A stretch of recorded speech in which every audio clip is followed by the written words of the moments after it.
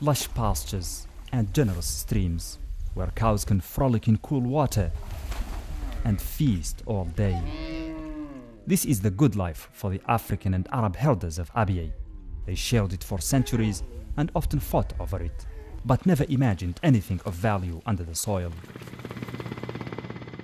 The discovery of billions of dollars of oil was no friend to this pastoral world.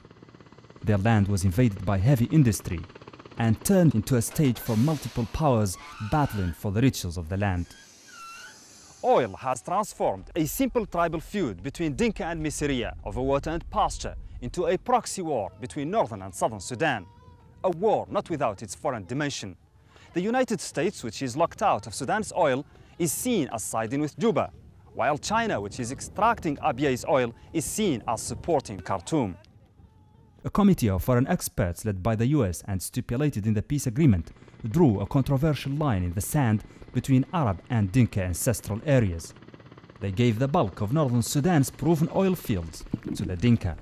Khartoum was outraged. It's a map drawn by those experts with no relation to any Sudanese map in history, and they annexed oil fields to Abyei in order to turn it into a conflict area and deepen the crisis. The Southerners who welcomed the committee's ruling are just as furious that the North has rejected it. What Misiri has been saying now is nonsense. It's not true. They want to take our area.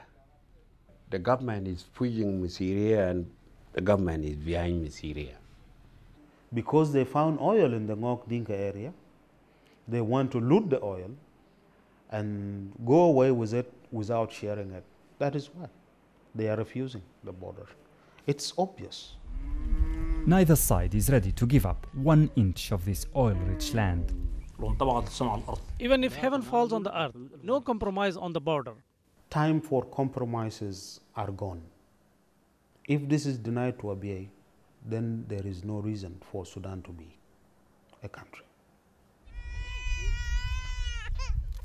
Local people say if the conflict is left to them, they can solve it overnight.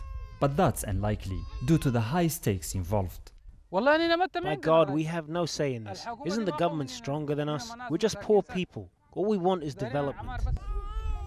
Impoverished, Abyei's tribes have benefited least from its oil.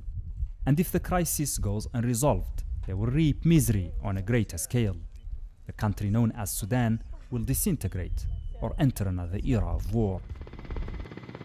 Mohamed Vall, Jazeera, from Heglig oil field, Central Sudan.